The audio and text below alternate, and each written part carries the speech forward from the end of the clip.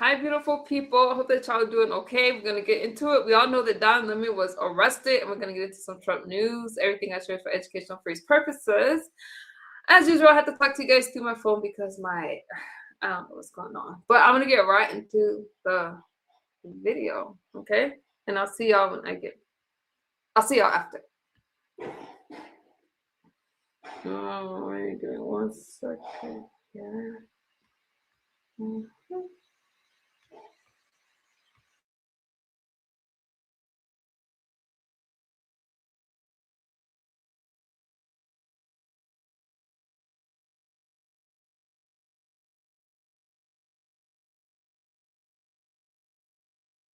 And it was an embarrassment on the part of the government. Thank you, Mayor. Thank you all. Thank you. Thank you, Karen. Thank you all for coming. Here you go, baby. We need to move. Let's go. Let's go.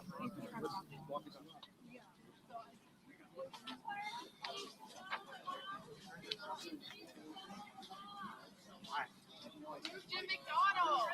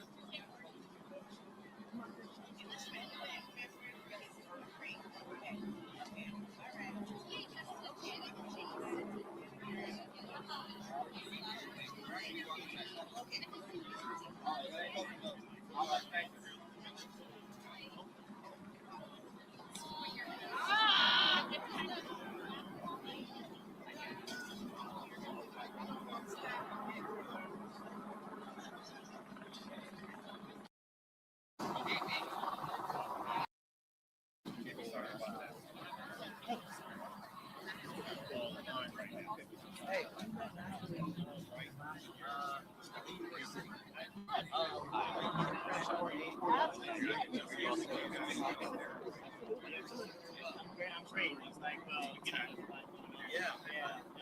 I did not think my day today. I had a bunch of things to do. I'm carrying the state funds and hey, down in the front, watch out, please. Down in the front and clear it. Let them out. Cash, please. Cash. Oh, my God, guys.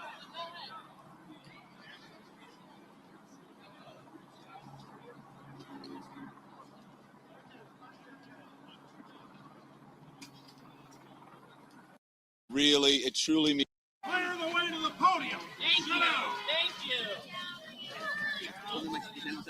I need sunglasses. I'm good. How are you? Wow. Can everybody hear me? Are you guys set? Everybody ready? So look, I want to thank everybody for their support. It truly means the world to me. I have no idea what's going on because obviously I haven't seen anything. I have spent my entire career covering the news. I will not stop now. In fact, there is no more important time than right now, this very moment, for a free and independent media that shines a light on the truth and holds those in power accountable. Again, I will not stop now. I will not stop ever. Last night, the DOJ sent a team of federal agents to arrest me in the middle of the night for something that I've been doing for the last 30 years, and that is covering the news. The First Amendment of the Constitution protects that work for me and for countless of other journalists who do what I do. I stand with all of them, and I will not be silenced. I look forward to my day in court. Thank you all.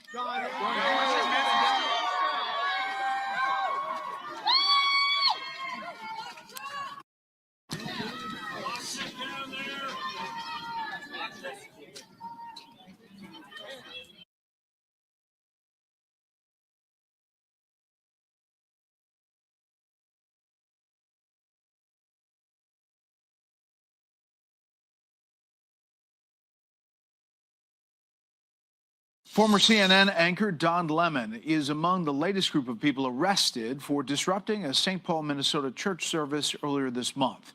This occurs as demonstrators take to the streets in Minneapolis again and elsewhere on a national day of protest over the Trump administration immigration crackdown.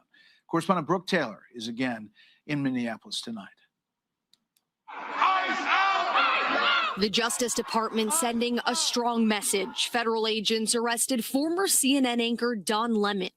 It comes after he live streamed this. They cannot pretend to be a house of God.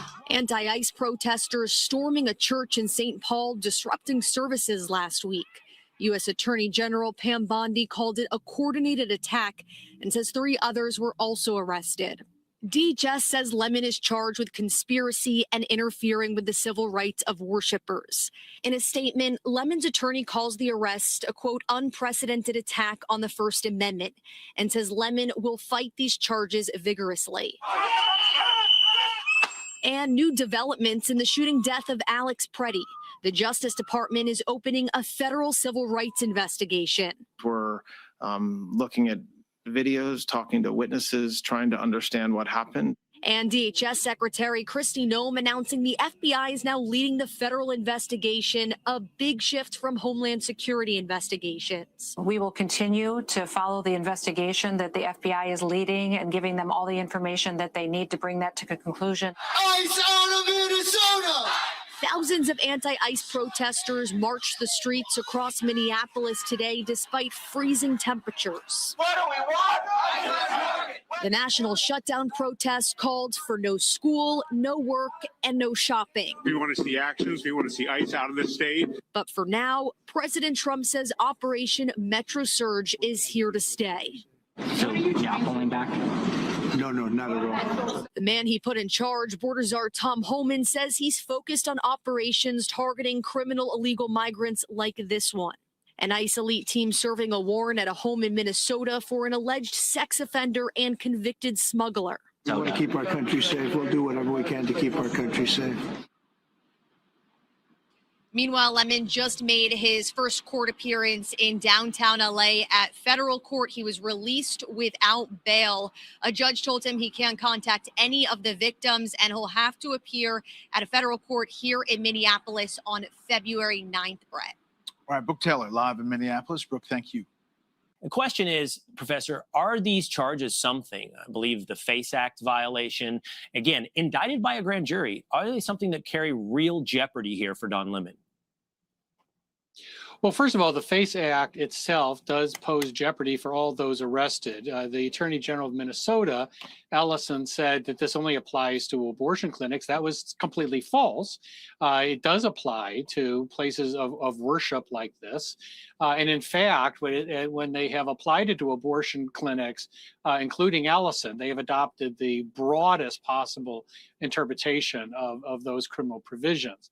Now, with regard to Don Lemon, I think that he has a claim here that he was acting as a journalist. And I think a lot of judges are going to find that persuasive because they tend to avoid really hitting that tripwire when it comes to journalism. Now, the problem, of course, is that Don Lemon really stretches that meaning of a journalist. He's one of these journalists that believe in advocacy journalism, which blurs, again, the line of what is a journalist and what is an advocate. So that's going to end up having to be litigated. Some of us have written for years. I just wrote a book on this not long ago, really contesting advocacy journalism as killing journalism in the United States. He is really the face of that movement. Yeah, and you bring up sort of the career path of Don Lemon, but there's also the actions that day and whether or not those were the actions of someone simply chronicling the event or someone serving as a hype man for the event, and whether or not carrying a camera or a phone, for that matter, into a protest or riot or disruption absolves you of the actions of that moment. Yeah, that actually has been an issue that's come up repeatedly now, particularly Antifa, but a lot of far-left groups have been defining some of their members as journalists or observers, even though they're very much participants. For example, Good, who was the first of those two shootings, insisted that she was a legal observer. I've represented legal observers in protest cases, and she was not acting as a legal observer. She was a participant. And you have the same things happening with some people who don vests saying press when they really are part of these groups. So courts have had to work through this by looking at their conduct, not how they define themselves, but what did they do? Now, that doesn't mean that Don Lemon cannot make the case as a journalist. Courts are going to take that very seriously, but we're going to have to look very closely at the basis for his arrest, why there was a finding of probable cause, and what was the conduct that was being cited in that proceeding. All right, Professor Jonathan Turley, thanks for breaking that down for us today. This is a slam dunk. Journalists cannot break the law and then when they get caught say, it's fine, I'm innocent, I was just filming it. That's just not how it goes. Imagine your house gets broken into at 2 a.m. and Don Lemon is interviewing you in your pajamas while the house is getting ransacked and your kids are crying. You can't be there. It's so obvious. This guy was premeditated. He conspired. He knew the target ahead of the time.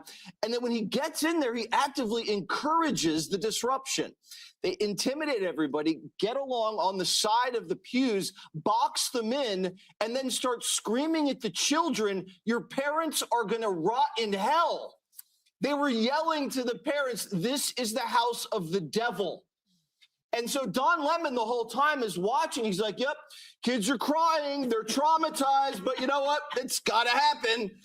This is nuts. If this had happened at a synagogue, a mosque, forget about it. Don Lemon gets in the pastor's face and starts threatening him and intimidating him.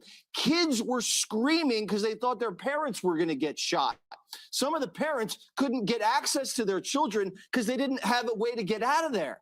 They had no escape plan. Eventually, they just fled for safety. So Don Lemon, the whole time, is waxing poetic as people are crying and thinking they're about to be punched in the face. Now, and then he goes out and he sells the video on his website. People on January 6th were arrested, actual journalists, and they didn't even go inside the Capitol. And for all the journalists that are out there saying oh, he's a journalist, no journalist has ever done this before. This is the first time anybody invaded a church, shot it, and then tried to get off because they said they were a journalist. I can't believe he thinks this is fine. I think he's actually going to do time. Harold, in the charging documents, it references what Jesse was talking about, which is that Lemon allegedly communicated quite heavily with those individuals that organized storming the church. And to take Jesse's analogy a bit further, if you're filming the burglary, you wait outside. You don't storm the front door and interview the screaming child while the bedroom is ransacked. A lot of people were frightened that day, and more importantly, their service worshiping the Lord was interrupted, which is staunchly unconstitutional. You're right about that part. It's good to be with everybody. It seems like it's been a little while longer than it has. I'd say two things about Don Lemon, because I want to talk about Mr. Holman in a positive way. Let the chips fall where they may. Don Lemon he's got a great lawyer, Abby Lowell. Everybody has the presumption of innocence, as we all know around the table, when these things happen. And we'll have to see if the facts are what you and Greg so eloquently said. He will have a challenge. I want to get to Tom Homan for one moment, because I think we're at a moment here where both sides, where cooler heads are starting to prevail.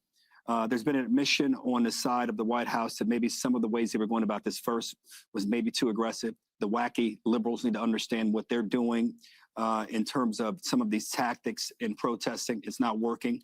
Everybody's trying to push a reset. Now, there's some who are saying they don't believe that Tom Homan is serious and that he can be trusted and that President Trump can be trusted. If we judge everything that way, we will never come to agreement or reach some kind of reconciliation about things if we just mistrust everybody, if everybody might have been wrong before, everybody's now trying to come together. So if you're in a problem-solving business or you want to problem solve, you got to be in that business and you got to be willing to reconcile and forgive.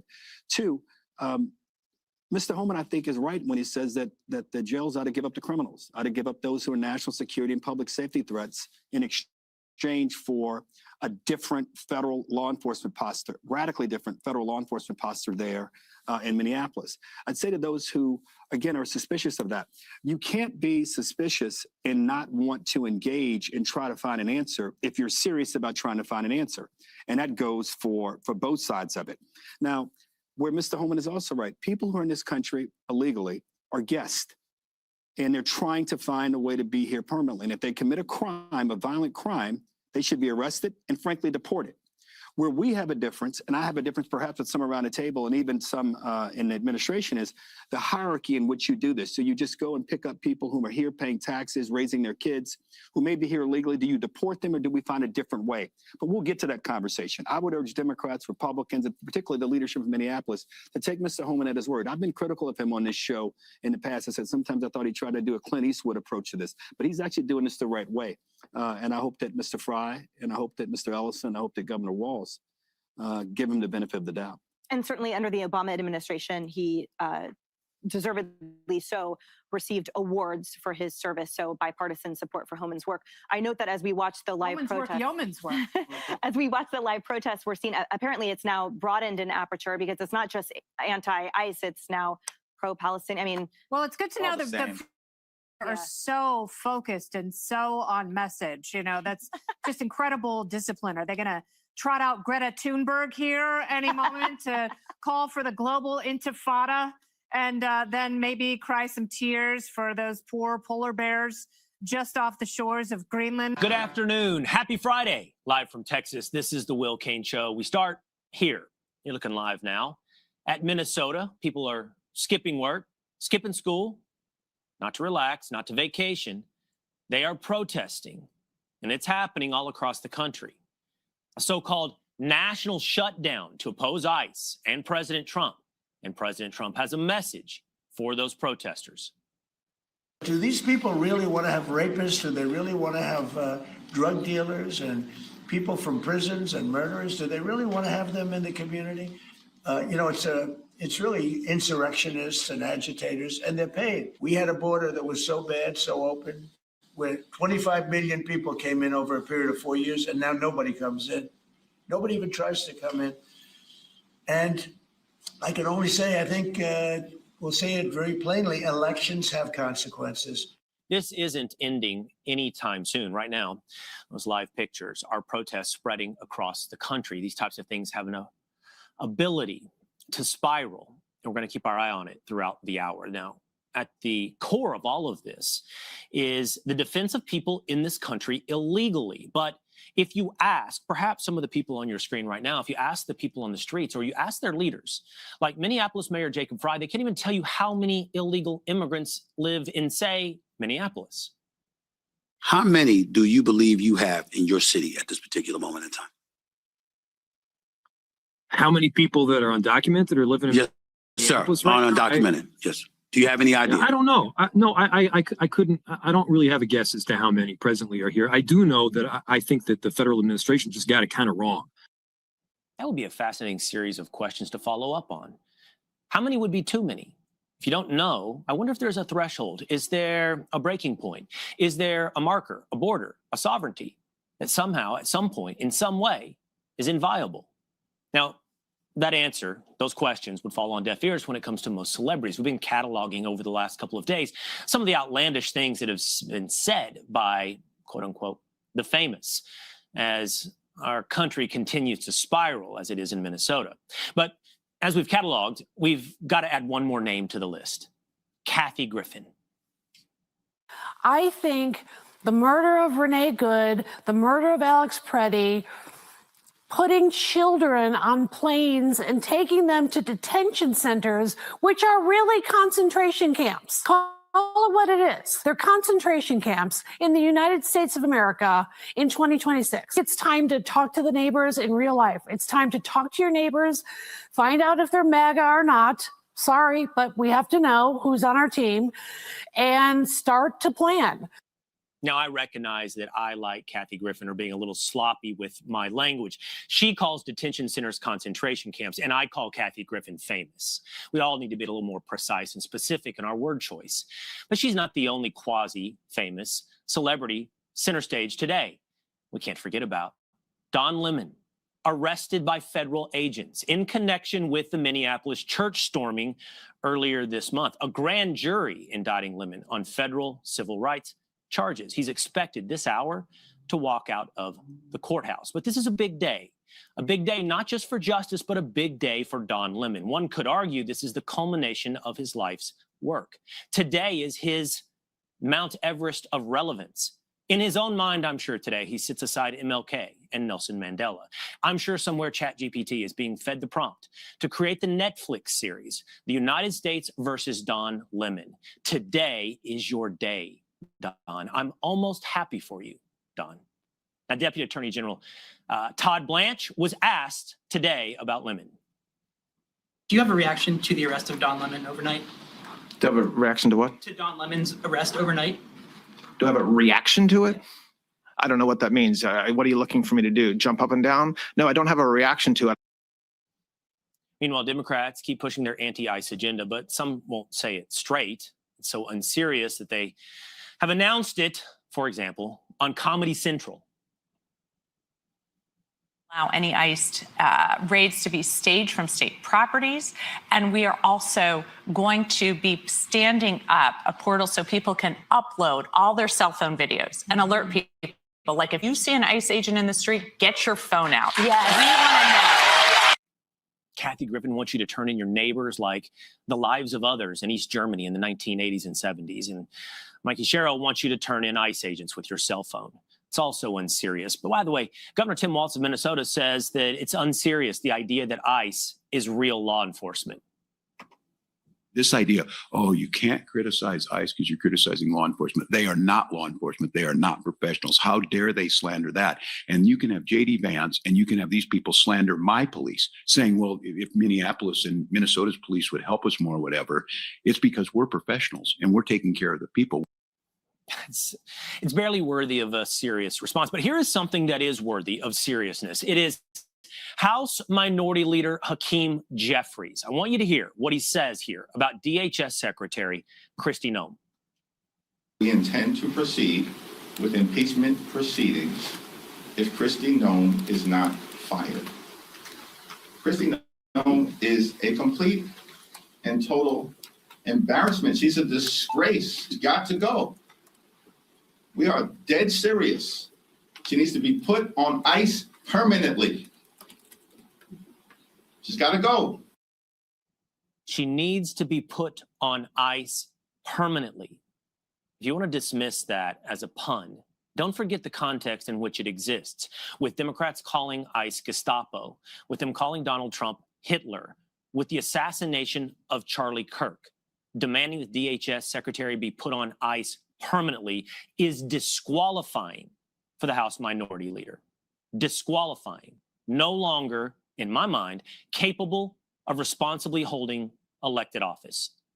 Let's go back to Todd Blanche. Today, he said the DOJ is looking at left-wing groups as part of the investigation into the killing of Alex Preddy. The nexus of left-wing groups. This DOJ said that that's something that you guys were concerned about. Are you following money? Are you looking at a potential that all of this may be related somewhere? I mean, yes. If you want certain laws reformed, then take it up with Congress. Again, ICE is making this up. They're enforcing laws enacted by Congress and signed by presidents. The border czar also shared this exclusive video with Fox News. It shows an operation that led to the arrest of a Mexican national who is an accused sex offender, I should say, and convicted human smuggler. And this is the carrying out of that operation in Minnesota on Wednesday. Chad Wolf, former acting DHS secretary, now Homeland Secretary, a security chair at the America First Policy Institute. Chad, good to have you here. Let me first get your reaction to this announcement by Todd Blanche that there is a civil rights investigation underway as well into the case with the killing, I should say, of Alex Preddy.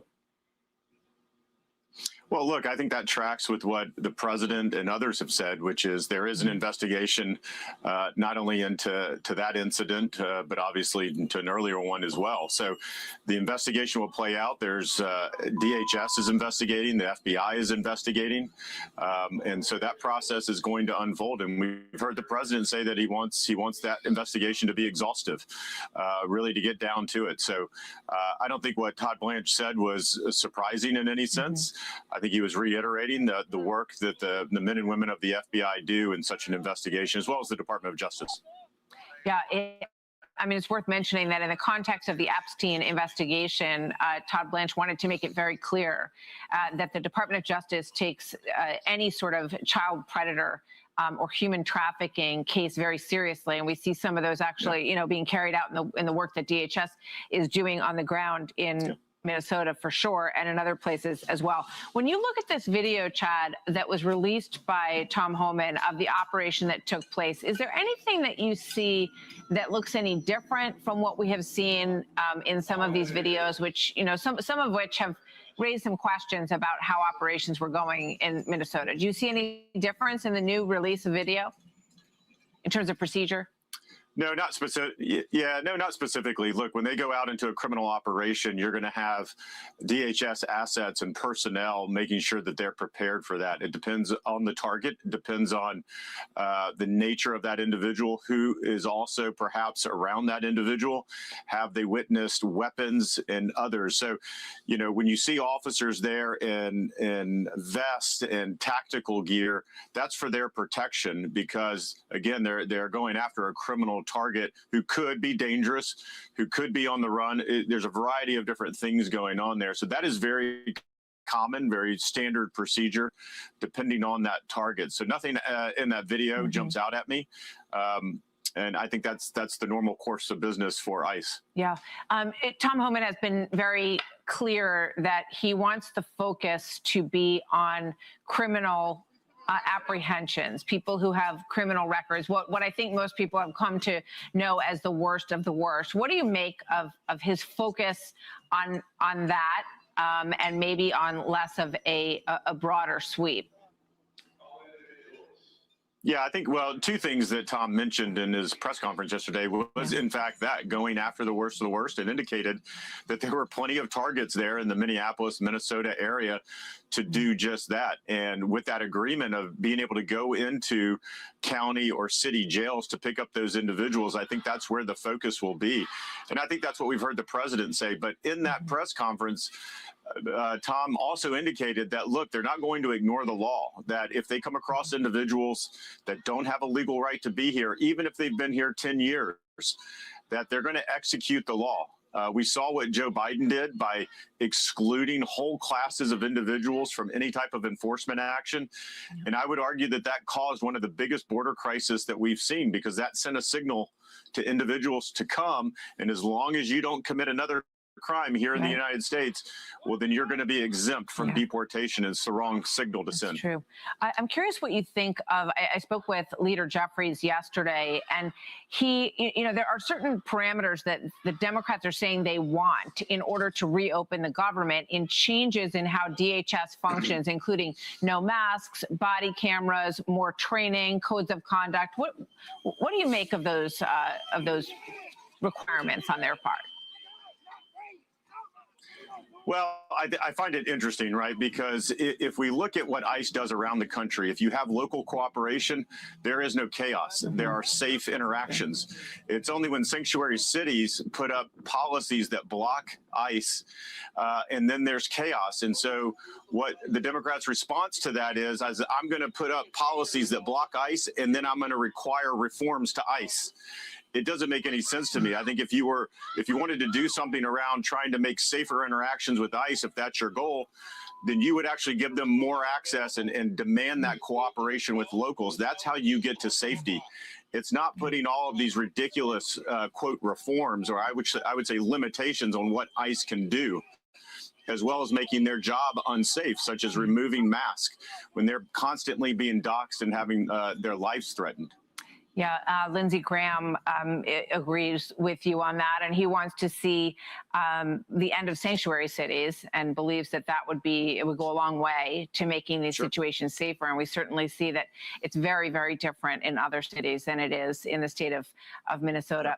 Chad, thank you very much. Chad Wolf, good to see you as always. Thank you, sir. And to a Fox News alert, journalist Don Lemon has been arrested in connection with an anti-ICE protest at a church in St. Paul, Minnesota.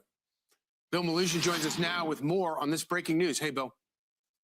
Yeah, Charlie, good morning to you. Our colleague David Spunt and I getting this breaking news from multiple law enforcement sources just minutes ago, confirming that former CNN anchor Don Lemon has been arrested by federal agents in Los Angeles just after midnight this morning at a hotel. This obviously all in connection with that storming of a church in St. Paul, Minnesota by that group of anti-ICE agitators. Now remember, the feds had gone to judges to try to get Don Lemon arrested before. They went to a magistrate judge in Minnesota who didn't sign off on an arrest warrant for him. Then it went to a judge above him. He didn't sign off on an arrest warrant for him. Then it went to an appeals court. They also decided not to sign off for an arrest warrant for him. So there was experts who were predicting that perhaps the feds would go to a grand jury. It remains to be seen if that's what happened here, but we can confirm that Don Lemon was arrested in Los Angeles by federal agents just after midnight Los Angeles time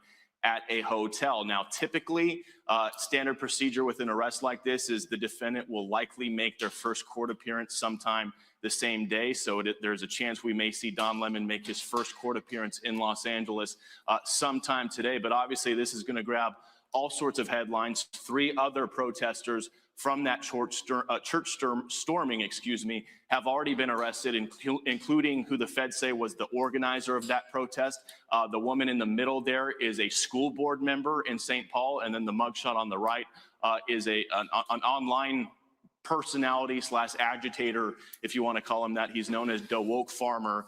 Those were the 3 people that the feds had already arrested, but we have confirmed that Don Lemon has now been arrested in Los Angeles in connection with that viral incident. We all saw the video of it that spread and drew widespread condemnation. The feds have been going after these people on FACE Act violations. So this is still breaking news. Once we get more details about the potential charges here, a court appearance, we'll, of course, update our viewers, guys. Really appreciate it. Of course, if it was a grand jury that did indict him, that's pretty unimpeachable. Bill Malusian, thank you so much. Yep. Look at Minnesota, Minneapolis. We have crime down there because we took out thousands of people, despite all the mess and everything else. But do these people really want to have rapists? Do they really want to have drug dealers and people from prisons and murderers? Do they really want to have them in the community? It's really insurrectionists and agitators, and they're paid. And you can tell a lot of reasons. Number one, they're professionals, with their mouth. But they're also, you look at the signs are all professionally made. Meanwhile, Deputy Attorney General Todd Blanche announcing today that the DOJ is looking into some of the radical left-wing groups the president referenced as part of their investigation into the killing of Alex Preddy. Now, he also confirmed a civil rights investigation into Preddy's death is underway. This is something that we're investigating, and we are. That's what we would always do in circumstances like this. And so there's an investigation that's ongoing, which I'm not going to talk about. Are you looking at a nexus of left-wing groups? This DOJ said that that's something that you guys were concerned about. Are you following money? Are you looking at a potential that all of this may be related somewhere? I mean, yes. Get your suit fixed. And at any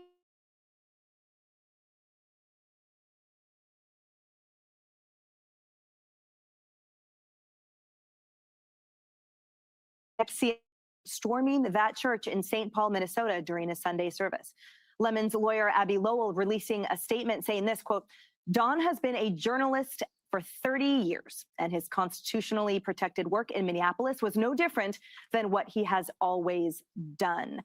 But the prosecution is arguing here, Greg, that indeed it's different in that it violated the FACE Act, and he also conspired to do so with a group of people that are also in court as we speak. Yeah, from my understanding, Lemon got arrested for the FACE Act, and it's not that FACE Act, Jesse. That's legal. That's legal now. Oh God, we've come a long way. No, he is guilty, and I'll tell you why he's guilty, because once I tell you why, it's so obvious. Number one, he was there at the beginning. Get the video. He knew all the details. He worked with the fellow activists. He helped them out. He even brought them coffee and donuts. But the most obvious thing is he could have waited an hour. Religious services only last 1 hour. So if he was a reporter, he could very easily have waited to interview people. But therefore, his motive was in fact to impede the service. And that is a violation of, again, the FACE Act. I think this is the best thing that has ever happened to Don Lemon.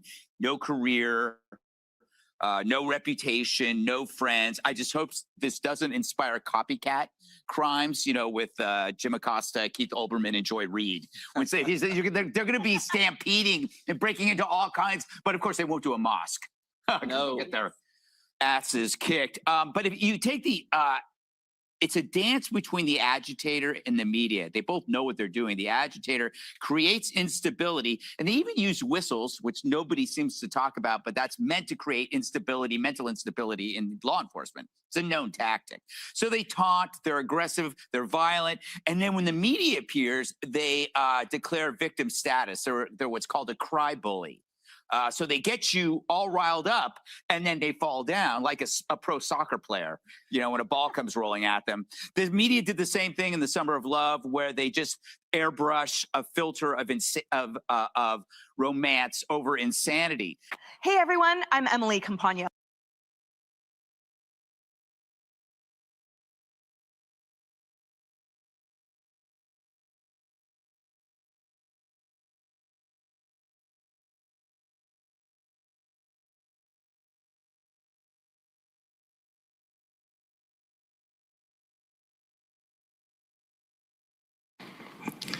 Good morning. President Trump signed the Epstein Files Transparency Act into law on November 19th, 2025, directing the Department of Justice to produce all documents, files, records, videos, and images related to the investigations and prosecutions of Jeffrey Epstein and Ghislaine Maxwell. I'm here today to talk about the department's compliance with its production obligations under the Act. Around, I think right now, and continuing throughout the day-to-day, as the indexing and uploading completes, we are producing responsive materials under the Act. We are also releasing today a letter we are transmitting to Congress and various internal protocols associated with our review. I want to take a moment to thank the professionals at the Department of Justice who met twice daily, sometimes more, for the last 75 days to get to where we are today. The leadership teams from the Office of the Attorney General, from the Deputy Attorney General's Office, the Associate Attorney General's Office, the Criminal Division, the National Security Division, the FBI, the Southern District of Florida, the Southern District of New York, and the Northern District of New York all gave up many hours every single day on top of their other, of course, full-time obligations to fulfill the President Trump's promise of transparency to the American people. I also want to thank the more than 500 lawyers and professionals across all those divisions that I just mentioned and others who worked long days, nights, weekends, Christmas, New Year's Eve, New Year's Day, nights, weekends, and holidays to complete this production. These highly trained reviewers spend their careers putting bad guys in jail and effectuating the mission of the department. And to a person, they work tirelessly to protect victims and comply with the act since its passage. So thank you to all of them. Today, we are producing more than 3 million pages, including more than 2,000 videos and 180,000 images. In total, that means that the department produced approximately 3.5 million pages in compliance with the act.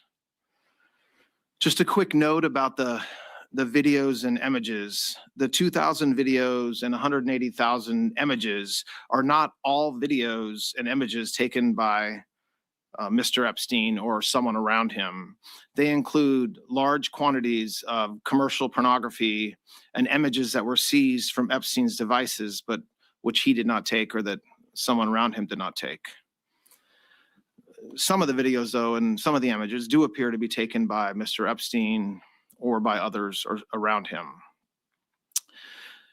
Now, I want to talk for a few minutes about the department's document identification and review protocols. It consisted of multiple layers of review and quality control designed to ensure compliance under the act and protect victims. On top of the review protocols that the department had in place, the United States Attorney's Office for the Southern District of New York employed an additional review protocol to ensure compliance with a court order requiring United States Attorney Jay Clayton to certify that with respect to certain materials, a large quantity of the materials, a rigorous process was undertaken to protect victims against any clearly unwarranted invasion of their personal privacy. The department's collection effort resulted in more than 6 million pages being identified as potentially responsive, including department and FBI emails, interview summaries, images, videos, and various other materials collected and generated during the various investigations and prosecutions that the act covered. We erred on the side of over-collection of materials from various sources to best ensure maximum transparency and compliance, which necessarily means that the number of responsive pages is significantly smaller than the total number of pages initially collected. That's why I mentioned a moment ago, we're releasing more than 3 million pages today and not the 6 million pages that we collected. I want to address what we didn't produce. The categories of documents withheld include those permitted under the Act to be withheld, files that contain personally identifiable information of victims or victims' personal and medical files, and similar files, the disclosure of which would constitute a clearly unwarranted invasion of personal privacy. Any depiction of CSAM or child pornography was obviously excluded. Anything that would jeopardize an active federal investigation. And finally, anything that depicts or contain images of death, physical abuse, or injury, also not produced. Although the Act allows for withholding for items necessary to keep secret in the interest of national security or foreign policy, no files are being withheld or redacted on that basis. Further, as we previously stated in our December 19th letter of last year, the department withheld or redacted files covered by various privileges, as we always do, including deliberative process privilege, work product privilege, and attorney-client privilege.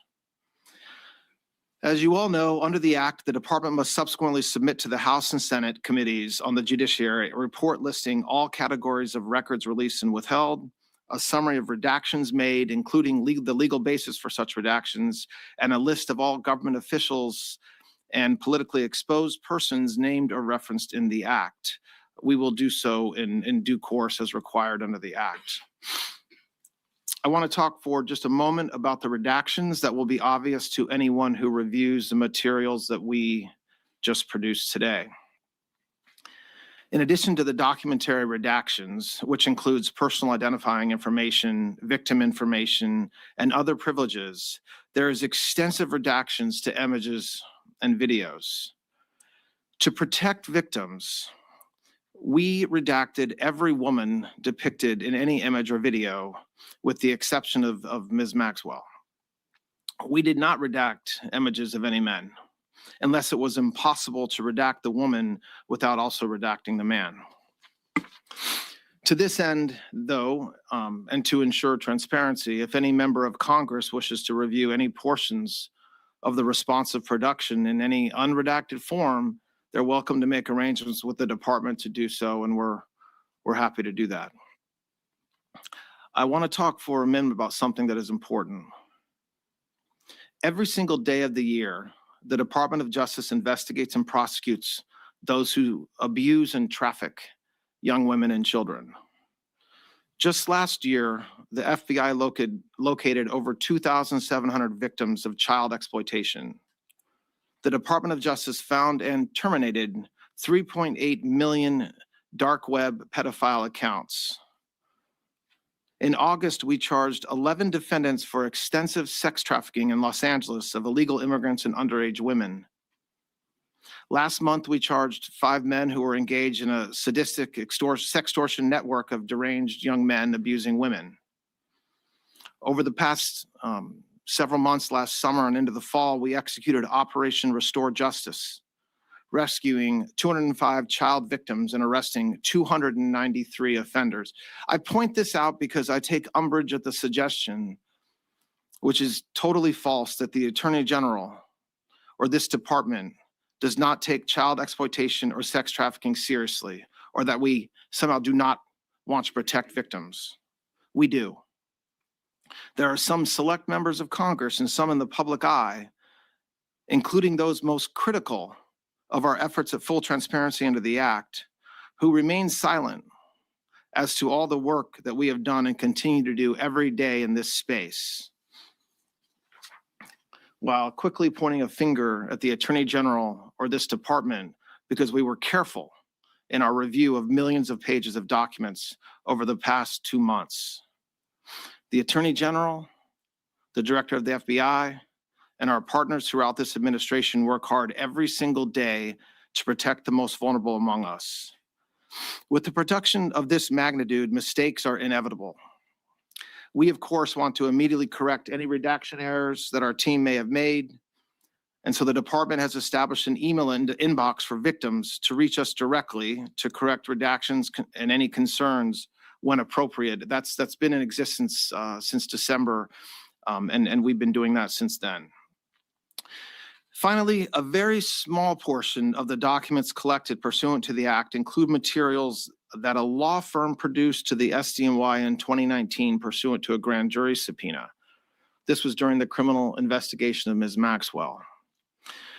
We determined it would be prudent to seek an order from the court in the Southern District of New York seeking production of these materials subject to the protective order in that civil lawsuit. To that end, the department has filed that motion with the appropriate judge in the SDNY, and if that motion is granted, we'll release those materials with appropriate redactions immediately. Today's release marks the end of a very comprehensive document identification and review process to ensure transparency to the American people and compliance with the Act. The department has engaged in an unprecedented and extensive effort to do so. After submitting the final report to Congress as required under the Act and publishing the written justifications for redactions in the Federal Register, the department's obligations under the Act will be completed. I'm happy to take any questions anybody has about that. Todd, I'd like to ask you about this, and then I have a Minnesota question for you. On the Epstein release today, it was recently made public that Ghislaine Maxwell claims more than 24 men signed secret agreements with the federal government not to be prosecuted. What is your reaction to that, and what does that mean for her case? I read an article that described, I wasn't aware that it was actual men that she's claiming. I thought it was accomplices, which I'm not sure if that's a reference to some of the financial institutions or other individuals that. 25. So yes, I don't have a reaction to her filing. I can tell you that we reviewed, as I just described, every single piece of paper that we have associated with these investigations, Mr. Epstein and Ms. Maxwell, and to the extent that such arrangements exist, I'm not aware of them. On to Minnesota, if I may ask you real quick. That's in the topic in the headlines right now. There's new video of a man believed to be Alex Preddy, who's spitting, who's kicking out a taillight of a law enforcement vehicle. Does that change the perception of a potential DOJ investigation? Is there going to be a civil rights investigation into his death? Where does that land now that video's out? Then I have a quick follow-up on that. So look, I don't think a single video should change any perception the Department of Justice may or may not have about that tragic occurrence last Saturday. We've said repeatedly over the past week that, of course, this is something that we're investigating, and we are. That's what we would always do in circumstances like this. And so there's an investigation that's ongoing, which I'm not going to talk about. But just look, the problem is an initial reaction to a particular video, one or another. You're talking about one that happened apparently some days ahead of last Saturday. It's an investigation. So an investigation necessarily means just that. It means talking to witnesses. It means looking at documentary evidence, sending subpoenas if you have to. And the Department of Justice Civil Rights Division has the best experts in the world at this. They've been doing it for decades. And so I expect that investigation will proceed with those parameters in mind. Are you looking at a nexus of left-wing groups? This DOJ said that that's something that you guys were concerned about. Are you following money? Are you looking at a potential that all of this may be related somewhere? I mean, yes. Thank you, Mr. Deputy Attorney General. You said in your remarks that you've withheld some documents because of ongoing investigations. I've done this long enough to know you can't comment on ongoing investigations, but can you say a little bit more? Because as you know, the department has been criticized for not bringing charges against more people. Are there still open investigations related to Jeffrey Epstein? So what I was laying out in my comments is the statutory, what the statute talks about what we can withhold and the reasons we can withhold it. I wasn't pointing to any particular, I wasn't trying to be coy or otherwise suggest there's some investigation. As you all know, Jay Clayton in New York is in charge of any potential investigations, and I'm not going to comment beyond that on that. You were referring to Clayton. Excuse me? You were referring to Clayton's investigation. I wasn't referring to anything. I was just saying that Congress, in their wisdom, allowed us to withhold documents if there were ongoing criminal investigations. That's one of the 4 reasons. I wanted to make clear with respect to any national security information that we were not withholding. There's not some tranche of super secret documents about Jeffrey Epstein that we're withholding. We're actually not withholding anything based upon NDI. Deputy Attorney General Prince, thank you for your time. 2 questions for you. Number 1, pushing politics aside and everyone else aside, some of the victims of Epstein have expressed frustration with the entire process. I want to give you the opportunity to speak directly to them. Well, I don't know what you're speaking to. I mean, if there's frustration with, quote, the entire process, same here. I mean, you have a situation where for many, many years, nobody even breathed a word about Jeffrey Epstein. And then all of a sudden, it was all anybody would talk about going into the last spring and summer, culminating in the passage of the Transparency Act. And President Trump has said for years what I think everybody will find to be exactly true, which is detailing his relationship and lack thereof with Mr. Epstein and what he thought about Mr. Epstein. And notwithstanding what the department has been saying for a very long time, we're still where we are today. Listen, victims of Mr. Epstein have gone through unspeakable pain, and there's nobody that should say anything differently. And I, to the extent that there's frustration, I understand where that comes from, just from what we know about Mr. Epstein. I hope that the work that the men and women within this department have done over the past 2 months hopefully is able to bring closure. I think that what we told our reviewers is that was the goal. You know, there's this mantra out there that, oh, you know, the Department of Justice is supposed to protect Donald J. Trump. And that's what we were telling. That's not true. That was never the case. We are always concerned about the victims. When we said that we were not legally allowed to release documents, that's a fact. That was true. It remains true today. And then with the Act's passage, we are able now and directed to release documents, which is what we are doing. But so hopefully some of those frustrations are now eased. Listen, any victim that wants to speak with the department has done so, hopefully. If not, they should. The prosecutors from this case in New York have given hundreds, if not thousands of hours to working with victims. And that's what we do every day. And that's what we did in this case as well. So very quickly, can you assure the American public that President Trump, like every other prominent person whose name came up in relation to the Epstein files, that all documents, photos, and anything relevant to him connected to the case are being released? I mean, yes, I can assure that we complied with the statute, we complied with the Act, and there is no, we did not protect President Trump. We didn't protect or not protect anybody. I mean, I think that there's a hunger or a thirst for information that I do not think will be satisfied by the review of these documents.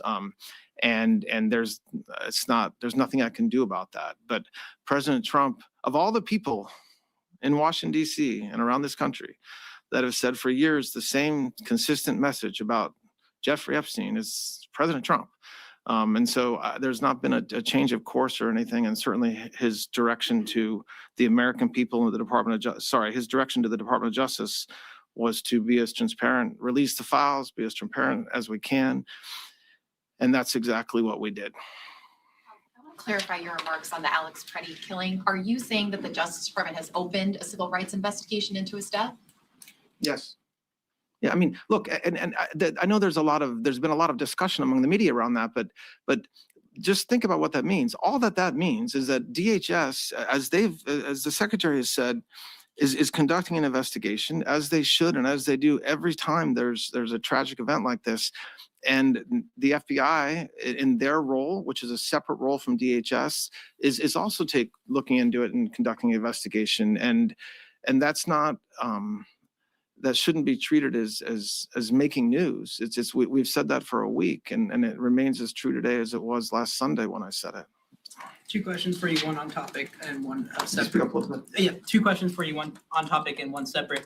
On topic, do you have any information that you could just share, because 3 million documents is a lot for people who are watching this at home? Are there any new names or new people, public people in positions of power who you're found in these filings? I don't have anything to share about what's new or not new, and no, I don't have anything to share about that. And to follow up on that, do you have a reaction to the arrest of Don Lemon overnight? Do I have a reaction to what? To Don Lemon's arrest overnight? Do I have a reaction to it? I don't know what that means. What are you looking for me to do? Jump up and down? No, I don't have a reaction to it. I don't know that the charges are unsealed yet. So I can't. I'm not going to comment on that. Thank you. You said this is the end of the Epstein, of your review of the Epstein files. So just to clarify, is the public going to learn the identities of the men who abused the girls with the information that you're releasing? And if not, why not? And then I have a quick follow-up. I mean, you just baked in an assumption into your question that I have never said and I don't know to be true. Is the public going to learn about men that abuse these girls? Like, what does that mean? I mean, I don't understand what that means. Well, I mean, they're the men who abused the young women through Epstein's. Look, we said in July, and it remains as true today as it was in July. If we had information, we meaning the Department of Justice, about men who abused women, we would prosecute them, right? We talked about the work that we're doing. That's why I said that. I said this earlier. There's this built-in assumption that somehow there's this hidden tranche of information of men that we know about that we're covering up or that we're choosing not to prosecute. That is not the case. I don't know whether there are men out there that abuse these women.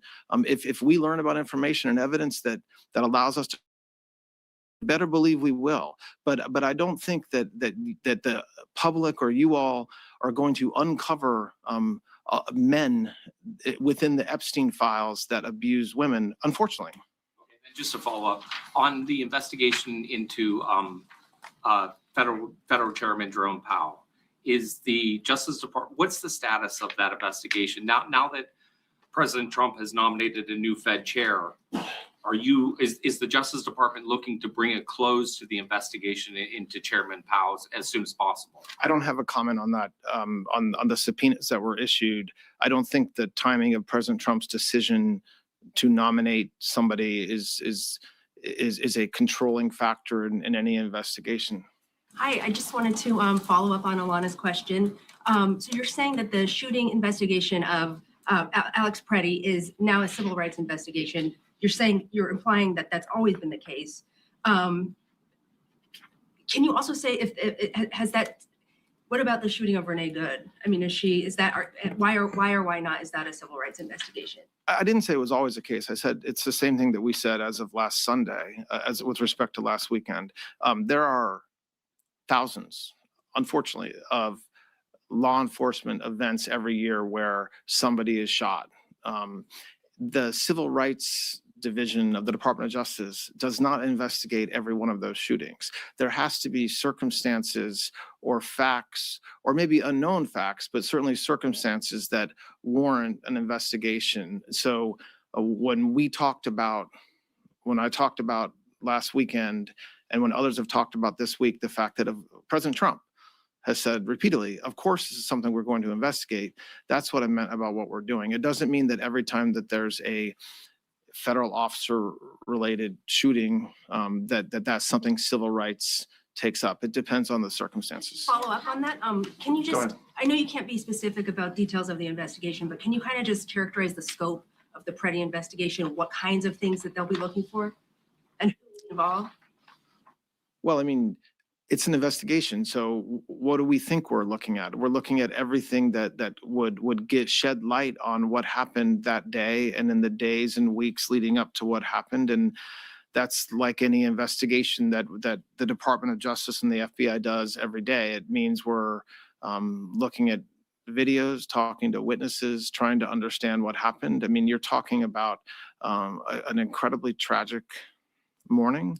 And then trying to unwind and investigate that it takes a lot of time. I'm not going to prejudice what they're doing or not doing by laying any markers, but I expect that the folks that are doing this are the most experienced in this space and are doing that.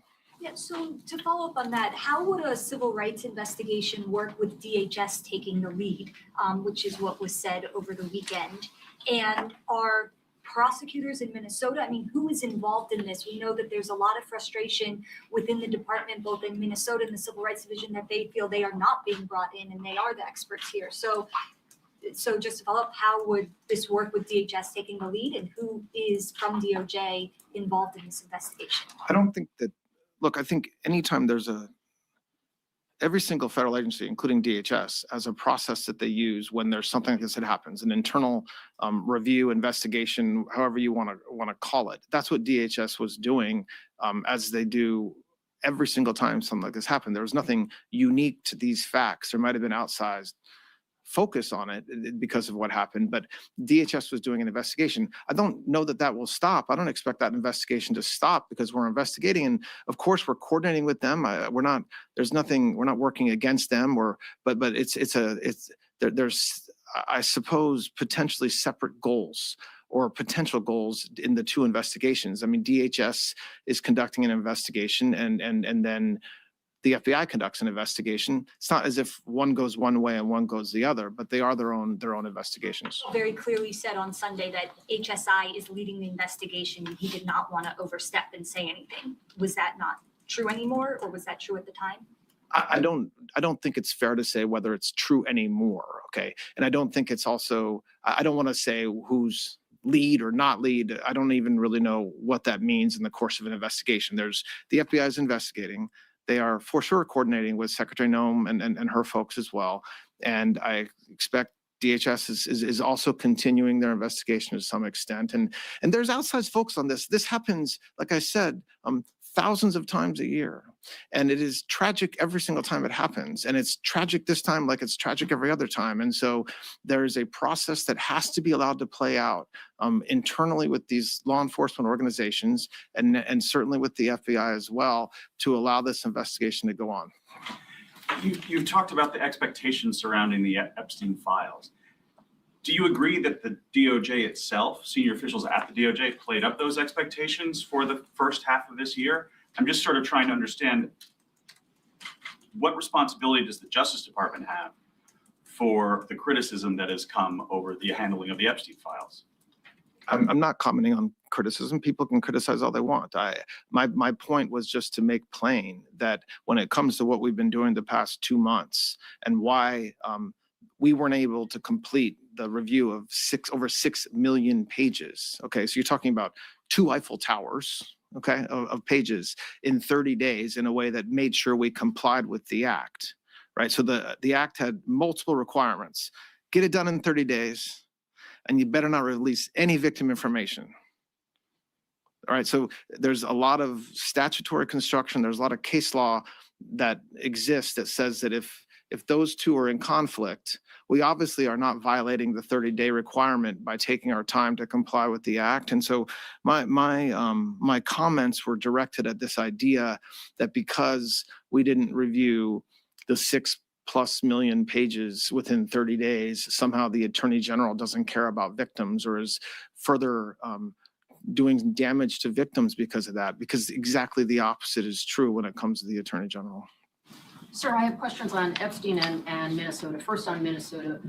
For transparency, would you commit to releasing the body cam video from federal officers that was involved in that shooting and their names at a point when the investigation can allow that? Will you make that public? And I did not hear clarity on whether Renee Good's case is also in the civil rights realm. I'm not committing to anything with respect to that investigation. That would be completely unfair to the investigation itself for me to stand here and commit to something for any reason. It depends. It depends on what happens with the investigation, and that's a decision that was made by the folks that are working the investigation.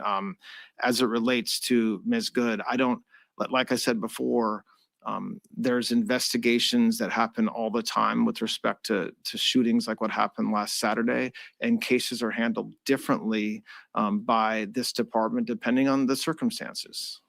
On Epstein, sir, if I may just ask one on that, please. You mentioned a letter to Congress. How and to whom did you notify the White House about the production that you're announcing today before you came out and spoke to us? How did I do what? By the White House. What was your interface with the White House? You said there's a letter to Congress. Who did you update at the White House about this? Well, I don't know. I don't really understand the question. You mean who did I update? Did you provide them an explanation of what today's release would be? Look, my team has certain communications with the White House. Let me just be clear. They had nothing to do with this review. They had no oversight over this review. They did not tell this department how to do our review, what to look for, what to redact, what to not redact. They absolutely knew that I was doing this press conference today and that we were releasing the materials today. But there's no oversight by the White House into the process that we've undertaken over the past 60 days. I wanted to ask a question about the evidence in the Alex Preddy investigation. Early on, our reporting showed that the only type of evidence that the FBI initially had in its possession that it was processing for ballistics and DNA, et cetera, was Preddy's firearm. It did not have the 2 firearms that were used to shoot Preddy. Those were in the hands of HSI, and also there were concerns about chain of custody, things not being properly bagged and tagged, et cetera. where are the guns now? Are they in the FBI's possession and being reviewed at one of their labs? And who has the phone that Freddie was using and filming? And is that going to be reviewed by the FBI? I don't know. I don't have an answer to those questions. Look, I think that there's Secretary Noem is been clear with the American people, but also with the Department of Justice that we're doing this together. We're coordinating, and so I'm not following in the weeds about who actually has possession of the firearms that were discharged. Something the FBI would need in order to conduct a thorough investigation into a color of. This is obviously a color of law case. When I said I didn't know, I wasn't being critical of the question. I was just simply saying I don't know. On the Fulton County seizure of ballots, local officials there, election officials say those materials were set to become public by February 9th and that the Justice Department could have simply asked for them. Why was it necessary to conduct a search warrant? And do you expect the affidavit in that search warrant matter to become public anytime soon? Or do you have any comment or explanation as to why that was necessary? Listen, I'm not going to comment on. It's a criminal investigation. I will not comment on it. I will say that it should be no surprise to anybody in this room or anybody watching that election integrity is extraordinarily important to this administration. Always has been and always will be. And so the fact that President Trump and this administration are investigating to make sure that, are investigating issues around elections to make sure that we do have completely fair and appropriate elections should not be surprising, but I can't comment on any criminal investigations. Yeah. To follow up on that, regarding Fulton County, can you explain Tulsi Gabbard's role in Can you just speak DOJ up a little bit, activity? please? Could you please explain Tulsi Gabbard's role in DOJ activity regarding the Fulton County search? What do you mean her role? It was reported that She happened to be present in Atlanta. I mean, yes, I saw the same photos you did. I mean, she doesn't work for the Department of Justice or the FBI. She's an extraordinarily important part of this administration. This administration coordinates everything we do as a group. And so I think her presence shouldn't be, there shouldn't be questioned. Of course, I mean, that's a big part of her job. And so the fact that she was present in Atlanta that day, is just something that shouldn't surprise anybody. Sean Maxwell. All right, just two more. Go ahead. Just following up on that. So are you saying that Gabbard's appearance in that area had nothing to do with the Justice Department action? I most certainly did not say that. No, I did not say that. I said that exactly the opposite. I said this administration works closely together in all kinds of different areas. And so I'm not sure if they're surprised at that the administration is working together on things like election integrity. But if there is surprise, let me unequivocally state, we are working together as an administration on election integrity type issues. And so that's all I can say about that. All right, one more. Can you clarify who at the Justice Department is involved in the Preddy investigation? Is it the Civil Rights Division? Is it the U.S. Attorney's Office in Minnesota? So I want to be careful about, I want to choose words carefully about involved. Investigations like this are led by law enforcement, so that's the FBI. There's coordination with the civil rights, with Harmeet Dillon's group, and there's trial attorneys there that this is their lives. They've done this for decades. And so to the extent there's questions during an investigation that require a trial attorney to weigh in, or if you need a civil rights attorney to draft a search warrant or help with an investigative process, I expect the Civil Rights Division here at Maine Justice will be part of that effort. But I don't want to overstate what's happening. I don't want the takeaway to be that there's some massive civil rights investigation that's happening. This is what I would describe as a standard investigation by the FBI when there's circumstances like what we saw last Saturday, and that investigation, to the extent it needs to involve lawyers at the Civil Rights Division, it will involve those. All right, thanks a lot, everybody. I appreciate it. Merit the same kind of investigation. Do you have comment on the career prosecutors that are resigning in Minneapolis?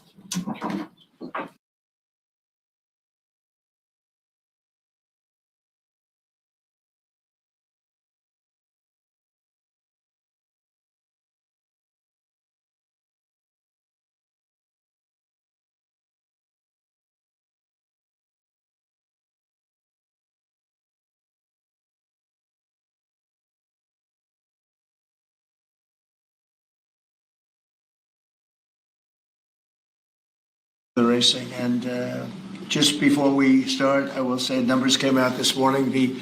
They're phenomenal for the country. So we announced yesterday that for the first time in, I think, 28 years, America made more steel than Japan. Can you believe it? Japan's a big steel country. America made more steel than Japan. The numbers are record-setting numbers. Every one of our numbers are good. We've never had anything like it. We have over $18 trillion coming into our country. We're building thousands of plants and all sorts of businesses all over the United States. It's never been anything like it. $18 trillion investment. So we have over $18 trillion being invested in the United States of America. The record was $3 trillion 10 years ago, not by us, by another country. And we're going to do 18, and I think the 18 is going to go higher. We're just looking at 11 months. The 12th month hasn't come in yet, but it's going to bring us over 18, maybe even hit 20. So you have 18 to $20 trillion coming in, and we've never had anything like it. We have a record we just set, as you know. The S&P 500 just set a new record, 7,000. Nobody thought that was possible at this quick a time. They thought maybe at the end of 4 years or 5 years or 6 years. But we did it in the first year. And we had 48 stock market highs, Roger. So Roger's a big beneficiary because he has a lot of stock. But anybody that has stock, including people with 401ks. So the economy has never been like this. It was just announced that crime is at an all-time low. Best numbers on crime in the recorded history of our country, and the lowest numbers of murders in the history of our country that we have. Recorded history goes back 125 years. That's not bad. And a lot of that is because of the fact that we have a closed border. We've taken out thousands and thousands of criminals and murderers and drug dealers and everything else. And we've either brought them back to their country, or in some cases we have to put them in our jails because we don't want to have them come back. And so we don't want to just bring them back to their country and then they maybe come back. Despite our border, they're pretty sneaky, pretty smart. So we're doing things that nobody's ever seen before. The country is really in great shape. We have a large armada, flotilla, you can call it whatever you want, heading toward Iran right now, even larger than what we had in Venezuela. It's still in front of Venezuela. The Venezuelan situation, the leadership is doing a very good job. We're very happy, and we're getting along very, very well. And we're inviting countries of the world very shortly. They're going to be starting to take the oil. We're going to be heading that with the country, and it's worked out really well. We're now sending actually a larger number of ships to Iran, and hopefully we'll make a deal. If we do make a deal, that's good. If we don't make a deal, we'll see what happens. But this is going to be exciting. So I'm going to ask, and he really is a legend. He's a great man. I've known him for a tremendously long time. I refuse to say we were both young. Now we're both a little older. We refuse to say old, but we're a little older. But Roger Penske is the chairman, as you know, of Penske Corporation. He's got everything you can imagine, mostly, I think, to do with automotive. And I'd like to ask him to say a few words about the event, because this is going to be, they're putting everything behind it, and I think it's going to be really exciting. Roger, please. Well, thank you, Mr. President. This is a really amazing time for us as a company to support the 250th anniversary for the country. And there's no better way for us to bring automotive and speed into the DC area and to have the opportunity to be able to compete here with our Indy cars. As you know, we own the Indianapolis Motor Speedway, and we are taking that history of over 100 years and the speed and what's taken place there with the different manufacturers and bringing it here to this race will be amazing. Certainly the Freedom 250, when you think about it, it's just a byproduct of what the president has done during this year. And this will be an event, obviously, in August, which will make a huge difference. And we're excited, be areas for people to see. Most of the grounds will be free. So it's going to be an economic benefit to the area, to the city. And obviously, with our Fox partner, Eric Shanks, will be our media partner. And believe me, what they did for us at Indy this past year, they're going to take that and put it on steroids, really, and take it to the next level. So thank you, Mr. President, for allowing us to come into your city. That's so great, Rich. Thank you. Great, great man. Eric, I'd like to have you say a few words. He's done a fantastic job at Fox, and he's really excited about this, and I know they're going to lay it on the line. Eric, please. Sure. Well, thank you, Mr. President, for having us here today. Big shout out to Secretary Duffy. This project was kind of on life support until you stepped in recently and got us here today. Secretary Burgum, your team has been absolutely Explain incredible. how many times you came to Washington trying to do this. I think Bud came here 81 times. 81 meetings I had in Capitol Meeting Hill. with senators, meeting with people at the Capitol, and they all wanted it. Everybody wanted it, but they couldn't figure it out. It was crazy. 80 some odd times. That's pretty amazing. So go ahead, please. Well, it's a real honor to be a partner with Roger and IndyCar. And at Fox Sports, we do the biggest events in sports. This year we have the FIFA World Cup that we'll be celebrating here as well. And then dovetailing right after that, to be able to celebrate America's birthday on Fox is an absolutely incredible honor. And everyone at Fox Sports can't wait to see exactly how this is going to unfold and bring it to life. So, Mr. President, thank you again for signing this today. And the big thing is August 21st through the 23rd, and I believe the race is on the 23rd, right? Yes. That's going to be incredible. They're going to have practice sessions. It's going to be just a very exciting period, I think, for Washington. If I could, I'd like to ask Sean Duffy, Secretary of Transportation, who's terrific and doing a great job. Much more important than Sean is we have Rachel Campos Duffy here, and she's one of the greatest people I know and one of the greatest people on television. So most of you know her, but I don't think we'll have her speak about the race because she knows less about it than anybody up here. But she is fantastic. Sean, please. So the president gave us all a directive, which I'm grateful for. We're going to celebrate America's 250th birthday, and he asked all of us to think outside the box. How do we make this historic and cool? And let's all do this together. And he loves the country and loves the birthday. And so we at DOT were working on this concept. We didn't know at the same time Penske was working on the same project too. And so we've come together, and Doug has been a wonderful partner.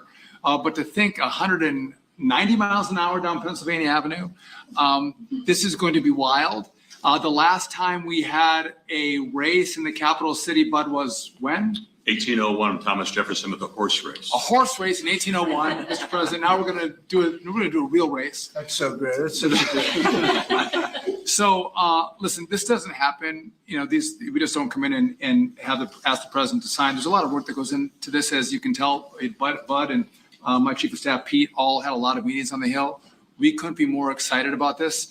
Again, I'm going to repeat, this is free for the American people to come to your nation's capital and see a great road race. Freedom, America, speed, and road racing. It doesn't get more American than that, Mr. President. So thank you for signing this, and thanks for all of your support. Fantastic, and what a job you've done. They put it together very clearly. They've been coming here for years, and everybody wanted it. You know, every senator wants it, every Congress, everybody wants it, but they don't get things done.